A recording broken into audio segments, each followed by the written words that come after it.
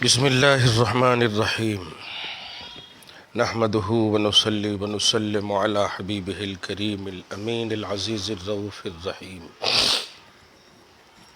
وعلی آلہ واصحابہ الافضلین الاکرمین اجمعین اما بعد فاعوذ باللہ من الشیطان الرجیم بسم اللہ الرحمن الرحیم ما جعل اللہ لرجل من قلبین فی جوفہ صدق اللہ العظیم الصلاة والسلام علیک وعلی آلک واصحابک واہل بیتک یا رسول اللہ صلی اللہ تعالی علیہ وسلم۔ آیت نمبر 3 سورہ احزاب درس ہو چکا ہے، 3 تک کا درس ہو چکا ہے۔ آیت کے آخری حصے میں یہ تھا وَكَفَى بِاللَّهِ وَكِيلًا کہ اللہ ہی کافی وکیل ہے، جس کی تفسیر میں غوث پاک نے فرمایا کہ آپ کی اوپر حملہ یا آپ کی جو برائیاں چاہنے والے لوگ ہیں، آپ کے خلاف قصد مکر جو کرتے ہیں، وہ سب سے آپ کی حفاظت فرمائے گا، یہ میرا وعدہ ہے۔ اور سب سے امپورٹنٹ جملہ کہ قلب واحد میں عزم واحد ہی ہو سکتا ہے۔ ہم کا لفظ استعمال کیا غوث پاک نے، ہم واحد، یعنی ایک دل میں ایک ہی ارادہ کی گنجائش رکھا ہے میں نے۔ گویا دل میں اگر مختلف باتیں آ رہی ہیں تو سمجھ جائیے کہ دل متصرف ہے، متوجہ اللہ نہیں ہے، گھوم رہا ہے۔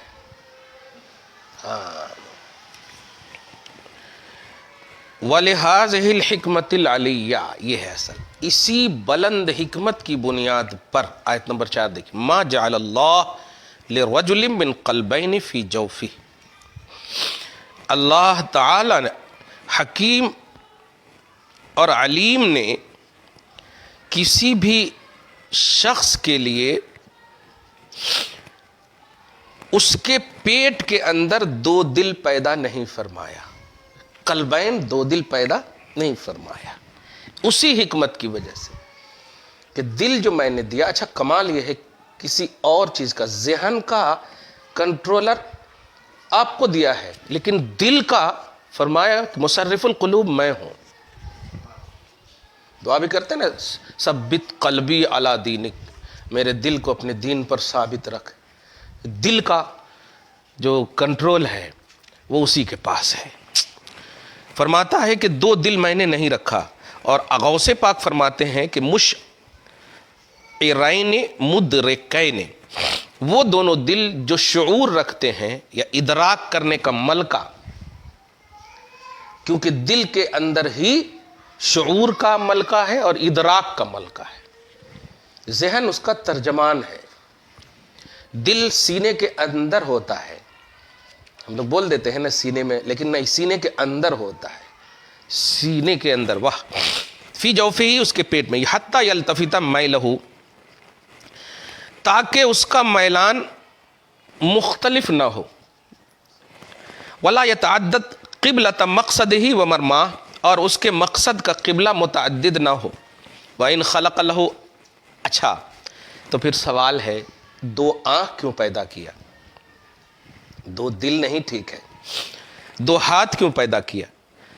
تو غوث پاک کہہ رہے وَإِنْ خَلَقَ لَهُ عَيْنَيْن وَأُذُنَيْن وَيَدَيْن وَغَيْرِهِمَا، اگرچہ بندے کے لیے یا انسان کے لیے اللہ پاک نے 2 آنکھ پیدا کیے، 2 کان پیدا کیے اور 2 ہاتھ پیدا کیے، لیکن آنکھ، کان اور ہاتھ یہ آلہ احساس ہے، احساس کرنے کا مرکزی مادہ ہے دل کے اندر، وہ آلہ احساس ہے۔ اسی لیے دل نکل جائے تو انسان، لیکن ہاتھ کٹ جائے تو زندہ رہ سکتا ہے۔ ہاں، اسی لیے نبی نے فرمایا الا وہی القلب، ایک لوتھڑا ہے گوشت کا، وہ صحیح ہو تو سب صحیح، وہ صحیح نہ ہو تو سب غلط۔ ہاں، یہ جو نعرے لگا رہی نا آج کل پاکستان میں زیادہ لگ رہا، میرا جسم میری مرضی، دل خراب ہے گویا، وہ دل ہی سے لگا رہی ہے، لیکن دل خراب ہے، اس لیے پورا جسم کا نعرہ لگا رہی ہے میرا جسم میری مرضی، کیونکہ دل خراب ہے، اور دل خراب ہے تو نبی نے کہا ہے پورا جسم خراب ہوتا۔ واہ واہ، کیا حکمت ہے، آپ دیکھیں۔ ارے جانور سے عبرت پکڑو آپ. ہمیں اللہ نے کپڑا پہننے کے لیے کیوں دیا, کیوں رکھا؟ جانور کو نہیں رکھا, لیکن عزت چھپانے کے لیے دم رکھ دیا اللہ تعالیٰ نے. دیکھیے عبرت پکڑے آپ. جانور کو بھی اللہ تعالیٰ کھلے عام نہیں دیا ہے عزت نیلام کرنے کے لیے, معاذ اللہ. لیکن یہ انسان, میرا جسم میری مرضی. اللہ پاک محفوظ فرمائے اور ہدایت نصیب فرمائے ان عورتوں کو, بچوں کو. تو ایک 3 بات اس میں ہے. 2 دل نہیں رکھا, اور اس کے بعد کبھی کبھی عرب میں ایک یہ پہلو تھا کہ اگر عرب والے کسی کو اپنی بیوی کو کہہ دیتے تھے انتے علیہ کظہر امی, تو میرے اوپر ایسے ہی ہے جیسے میری ماں کی پیٹھ. آپ پارہ نمبر 28 پڑھتے ہیں, اس کی دوسری آیت دیکھیں گے. مظاہر, زہار بولتے ہیں نا, زہار, کفارہ زہار. یہ مسئلہ بڑا اہم ہے, دھیان دیجئے. زہار کا معاملہ یہ ہے کہ اپنی بیوی کو کسی ایسی عورت سے تشبیہ دینا جس عورت سے نکاح حرام ہے, خصوصاً ماں, بہن, سگی, سمجھ رہے نا؟ ہاں, تشبیہ دینا. اور ایسے حصے سے تشبیہ دینا جس حصے کو نہ دیکھا جا سکتا ہو, جیسے پیٹھ. کسی نے اگر کہہ دیا, اسی لیے زہار زہر سے نہیں, زہر مانے پیٹھ, زہار. تو اگر کسی نے کہہ دیا اپنی بیوی سے انتے علیہ, تو میرے اوپر ایسے جیسے میری ماں کی پیٹھ, تو اب اس کا حکم کیا ہے شریعت میں؟ عرب والے ایسا اگر منہ سے نکل جائے تو عرب والے اپنی بیوی کو حرام سمجھتے تھے, سمجھ رہے؟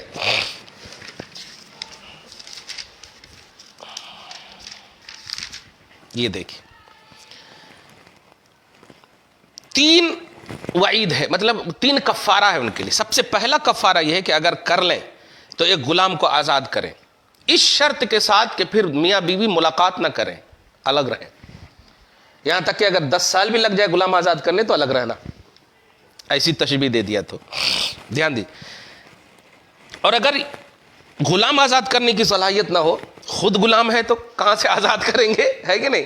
شوہر تو سب بننے کی صلاحیت رکھتے ہیں. تو کیا کرنا, 2 مہینہ کنٹینیو روزہ رکھنا, لیکن اس روزے کے درمیان بیوی سے نہیں ملنا. اور اس کی بھی صلاحیت نہ ہو تو 60 مسکین کو کنٹینیو کھانا کھلانا. 60 مسکین کو کھانا کھلانا, پیٹ بھر کر کے, 2 ٹائم کا, 3 ٹائم نہیں, 2 ٹائم کا پیٹ بھر کر کے. نہیں, اب ایک دن بھی کھلا دیے تو چلتا. 60 مسکین کو ایک دن کھلائے, 60 دن کھلائیے, اب آپ اپنے حساب سے. لیکن یہ سب سے لاسٹ والا ہے. پہلا ہے غلام آزاد کرنا, پھر دوسرا ہے روزہ رکھنا, تیسرا ہے اگر یہ بھی پاسبل نہ ہو تو یہ سورہ مجادلہ کی آیت نمبر 4, بڑی اہم آج گفتگو دیکھیے گی ہوگی, کیونکہ ایک نقطہ جو دماغ میں آ گیا ہے نا, کمال ہے, وہ مجھے بیان کرنا ہے. دیکھیے زہار اس کو کہتے ہیں کہ اپنی بیوی کو محرمات نسبی یا رضائی کے کسی ایسے عضو سے تشبیہ دی جائے. محرمات نسبی جیسے ماں, نسبت والی, نسب والی, یا رضائی جیسے جس کا دودھ پیا ہے اس کی ماں, رضائی ماں ہو. کسی ایسے عضو سے تشبیہ دی جائے جس کو دیکھنا حرام ہے.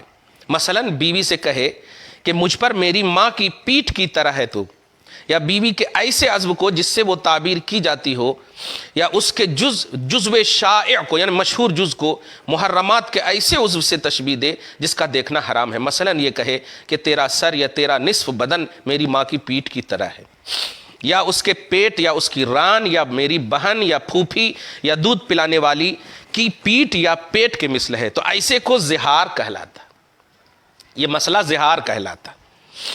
اب دیکھیے گا, کہہ تو دیا کہ تو میری ماں کی طرح ہے, تو عرب والے کیا کرتے تھے,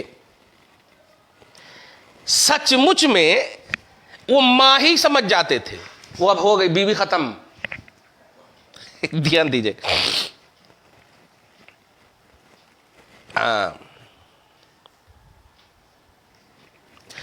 اسی کے پس منظر میں یہ آیت نازل ہوئی کہ تم جو بیوی کو کہہ دیے ماں, تو حقیقت میں وہ ماں نہیں ہے, البتہ تمہارے کہنے کی تمہیں سزا ملے گی. کچھ سمجھے آپ؟ پہلے اب مسئلہ، چونکہ عنوان جو مجھے دینا ہے وہ یہ دوں گا ابھی. دیکھ، بیوی کو کہہ دیا تو کنڈیشن لگ گیا اسلام کا کہ ملنا نہیں. بلفظ دیگر یہ کہ اگر انسان کے اندر یہ تینوں صلاحیت نہیں تو گئی بیوی، بیوی سے جمع نہیں کر پائیں گے تو بیوی اب رہی کہاں. خیر، اب ذرا غور کیجئے. تو پہلا مسئلہ یہ سمجھتے تھے عرب والے کہ اگر ہم نے اپنی بیوی کو ماں سے تشبیہ دے دیا یا محرمات نسبیہ یا رضاعیہ سے تشبیہ دے دیا کہ اس کے کسی عضو سے جس کا دیکھنا حرام ہو، تو مطلب وہ مظاہر ہو جاتا، مسئلہ زہار ہو جاتا، عورت مظاہرہ ہو جاتی، یہ مظاہرہ بھی کہہ سکتے. تو اللہ سبحانہ فرماتا ہے کہ ہم نے کسی انسان کے لیے دو دل نہیں رکھے، اس کی وجہ یہ تھی. اور سنو، وَمَا جَعْلَ أَزْوَاجَكُمُ اللَّائِي تُظَاهِرُونَ مِنْهُنَّ أُمَّهَاتِكُمْ. اور سنو، اللہ تبارک و تعالی نے تمہاری ان بیویوں کو جن سے تم زہار کر بیٹھے ہو حقیقت میں ماں نہیں بنایا. یہ دیکھ رد ذہن فاسد. امہاتکم، ما جعل امہاتکم، نہیں بنایا، کیونکہ اگر ماں حقیقت میں بنا دے تو پھر اس کے احکام مرتب ہوں گے، ہے کہ نہیں؟ وہ احکام یہ ہے کہ پھر جو ہے تمہارے اوپر حرام ہو جائے گی، اس سے قربت نہیں کر سکتے، صاحب فراش نہیں بن سکتی، بہت سارے مسائل ہیں، پھر اس کے میراث کے احکام الگ ہوں گے وغیرہ وغیرہ، ہے نہیں؟ ہاں، لیکن مسئلہ یہ ہے کہ اگر کر بیٹھے ایسا تو پھر تمہارے اندر کنڈیشن لگے گا گناہ، کفارہ. اب ذرا ایک بات دھیان دیجیے گا، پہلے اس آیت کو پوری کر لیتا ہوں. اس آیت میں دو بات تھی. پہلی بات، دو دل نہیں بنایا اور ماں نہیں بنایا بیوی کو. اگر ماں سے تشبیہ بھی دے دیے تو کنڈیشن لگے گا، گناہ ہوگا اور اس کی وعید ہے، کفارہ ہے. اور تیسری بات، کوئی محبت سے نہیں کہہ دیتا یہ میرا بیٹا ہے، بلکہ بنا بھی لیتا، متبنہ، یعنی متبنہ کہتے ہیں نا، وہ کیا بولتے ہیں، اڈوپ، ہاں، کیے ہوئے. ہاں، تو اللہ پاک آگے فرما رہا کہ عرب والے جس کو کہہ دیتے تھے نا تو واقعی میں اس کو وارث بھی بنا لیتے تھے. تو اللہ فرماتا وَمَا جَعْلَ أَدْعِيَاءَكُمْ أَبْنَاءَكُمْ. اور سنو، تم جن رشتہ داروں کو یا جن بچوں کو فرط محبت میں، فرط مودت میں بیٹا کہہ کے پکارتے ہو، ما جعل ابناکم، وہ حقیقی بیٹا تمہارا نہیں ہے. یہ تینوں چیز کو عرب میں یہ تھا، رواج تھا. لیکن دیکھیے گا آج بھی اگر ایسا ہے، فرط محبت میں اگر آپ مالک موجود ہیں، اڈاپٹ کیے ہیں، آپ متبنہ بنائے ہیں، اگر آپ چاہتے ہیں کہ اپنی جائیداد سے ان کو دیں تو وارث سمجھ کے نہیں دے سکتے، آپ اپنے مالک سمجھ کر دے سکتے ہیں. آپ مالک ہیں اس لیے آپ دے سکتے. وارث حقیقی وہی ہوتا ہے جو اپنی اولاد ہو، عصبیہ ہو، ذوی الفروض ہو، ذوی الارحام ہو، وغیرہ وغیرہ. خیر، اللہ آگے فرماتا ذالکم قولکم بافواہکم، یہ جو تم بولتے ہو نا یہ صرف زبانی ہے، حقیقت میں نہیں ہے.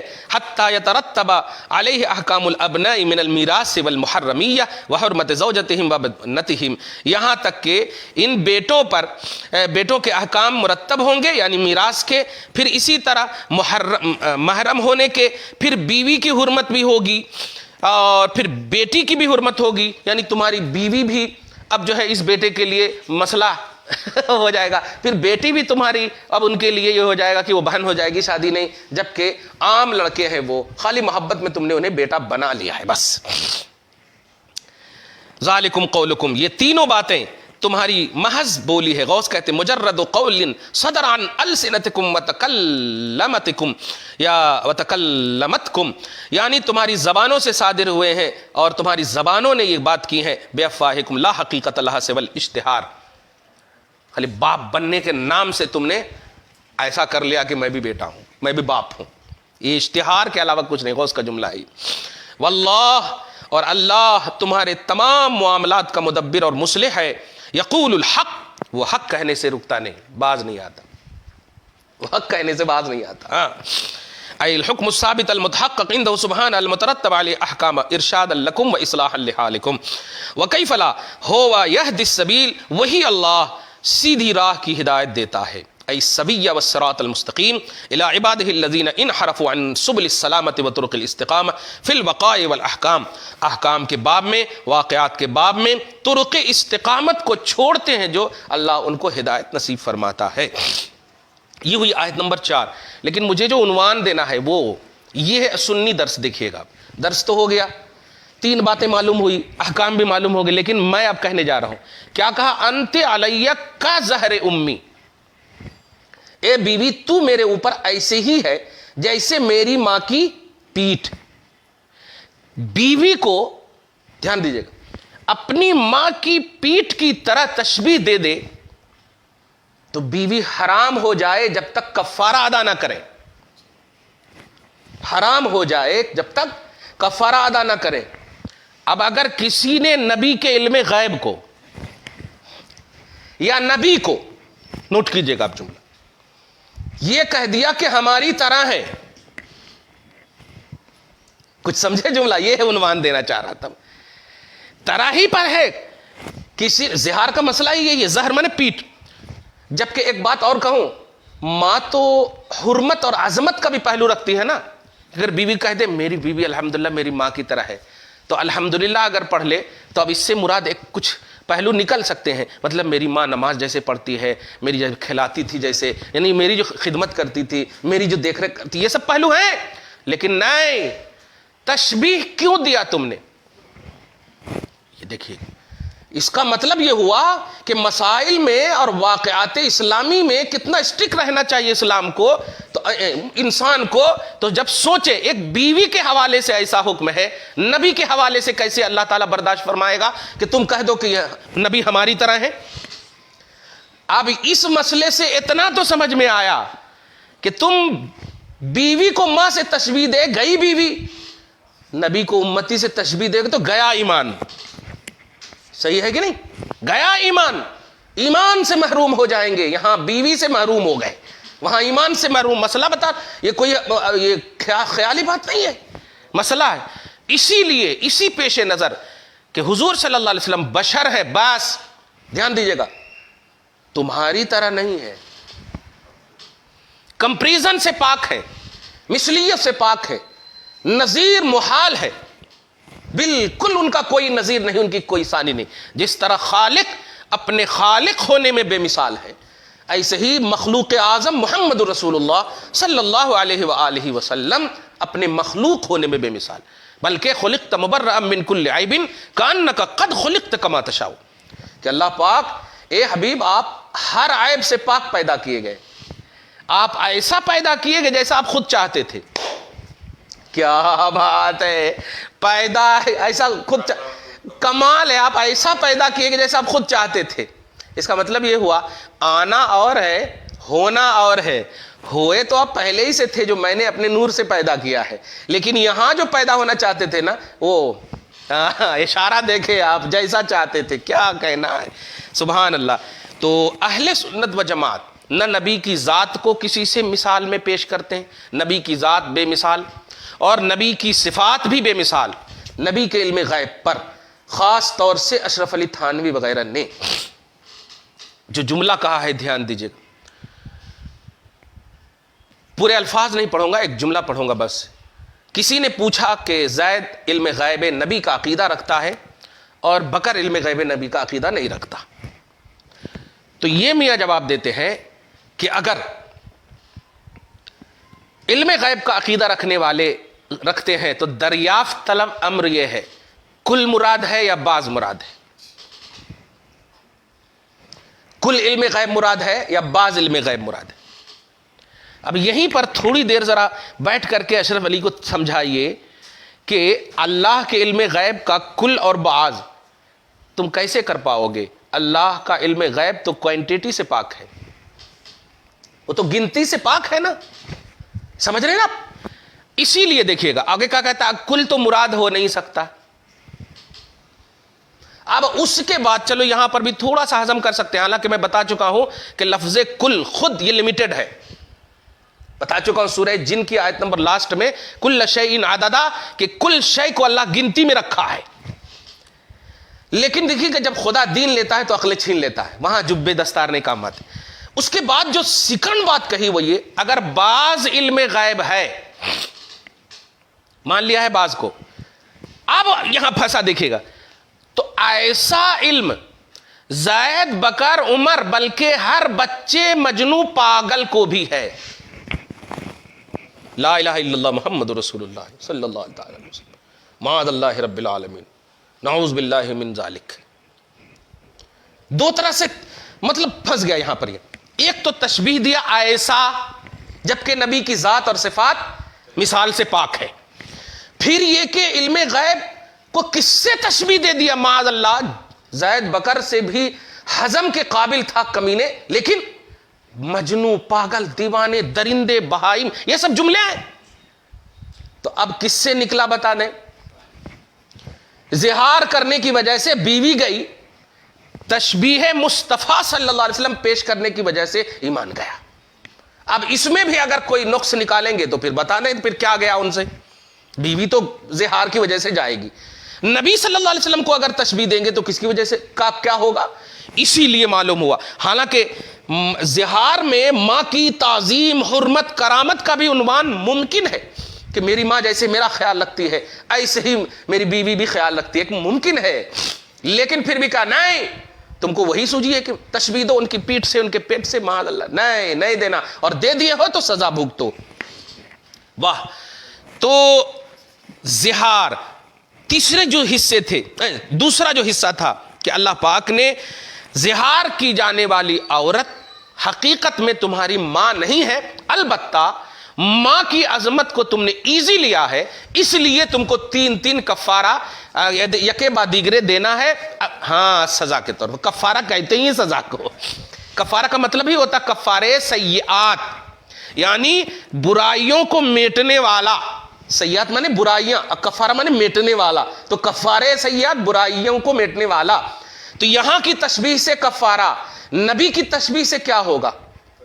تجدید ایمان، ہاں، کیونکہ وہ ذات رسالت بے مثال ہے، صفات رسالت بے مثال ہے، ان کی کوئی مثال نہیں، ہم نے آپ کو بے مثال پیدا کی۔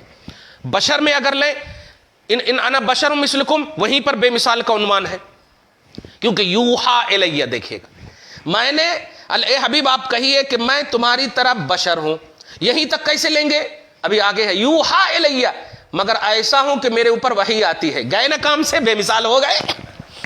اگر تمہارے اوپر وحی آتی ہے تو بول دو پھر، اور جن کے اوپر وحی آتی ہے وہ آدم سے لے کر کے عیسیٰ تک تو کہہ رہے نہیں آپ اعلیٰ ہیں، حقیقت میں جن کے اوپر آئی یعنی جو نبی اور رسول ہیں وہ تو لتؤمنن بہ کی تفسیر بنے ہوئے ہیں کہ ان سے اللہ پاک نے وعدہ لیا کہ میرے نبی آئے تو سب ایمان لاؤ گے، سبوں نے کہا اقررنا، ہاں ایمان لائیں گے۔ دیکھا آپ نے، تو جو حقیقت میں وحی والے ہیں وہ نبی کو بے نظیر، واہ واہ، بے مثال مان رہے، اور یہ لوگ 4 کتاب ان سے پڑھ کر کے، ان سے لے کر کے، ان سے لکھ کر کے کہہ رہے ہیں کہ ہمارے سر کے ہیں، معاذ اللہ۔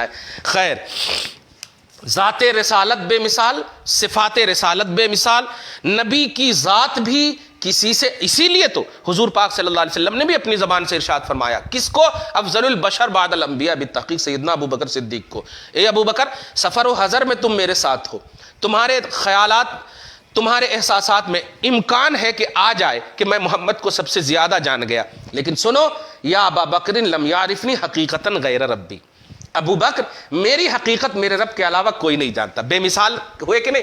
تو جب افضل البشر نہ جان سکے، یہ ارذل البشر کہاں سے جانیں گے؟ ہے کہ نہیں؟ ہاں، کسی بھی صحابی کا ایسا عقیدہ نہیں، کسی بھی صحابی کا، اور بے صوف ایمان صحابہ ہیں، اس لیے ایمان یہ بنا کہ نبی کی ذات بے مثال، نبی کی صفات بے مثال۔ لہٰذا اے عرب کے کفارو، یا اے عرب کے لوگو، تم جن کو فرط محبت میں بیٹا کہتے ہو وہ حقیقی بیٹا نہیں ہے، وہ وراثت سے نہیں، وراثت تمہارے حقیقی وارثین ہے، یہ تمہاری زبان کی بولی ہے، مجھے حق کہنا تھا میں نے حق کہہ دیا ہے۔ دعا کرتے ہیں اللہ تعالیٰ بے مثال نبی صلی اللہ علیہ وآلہ وسلم کے صدق و طفیل میں، آپ کی ذات و صفات کی بے مثال پہلو کے صدق و طفیل میں ہم سب کو اللہ حسین زندگی نصیب فرمائے، خوشگوار لمحات نصیب فرمائے، ہم سب کے گناہوں کو معاف فرمائے، ہم سب کو، ہم سب کی آل اولاد کو، ہم سب کے گھر میں بہو بیٹیوں کو، ماؤں کو، بہنوں کو، ہر شخص کو، ہر فرد کو، ہر ممبر کو عزت و وقار کا جینا نصیب فرمائے، نمازی بنائے، غازی بنائے، حاجی بنائے، ہر طرح کے بد عنوانیت سے ہم سب کی حفاظت فرمائے، ہم سب کو معاش و معیش کی تباہی سے محفوظ فرمائے، ظالموں کے ظلم سے، اشرار کی شرارتوں سے، باغیوں کی بغاوتوں سے، اعداء کی عداوتوں سے ہم سب کی مدد اور حفاظت فرمائے۔ صبح و شام زندگی میں جو نیک اور جائز دعائیں ہو رہی ہیں قبول فرمائے، جو مانگنے کے لیے رہ جا رہی ہیں علیم بذات الصدور، ہم سب کو بہتر ہے تو عطا فرمائے۔ اس عظیم مبارک مہینے کے صدقہ طفیل میں ہم سب کو سعادتوں سے مالا مال فرمائے، نیک بخت بنائے۔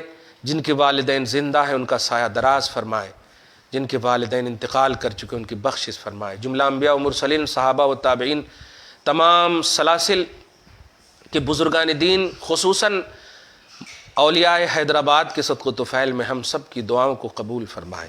وصلی اللہ تعالی علی خیر خلقہ محمد وآلہ واصحابہ اجمعین برحمتک یا ارحم الراحمین۔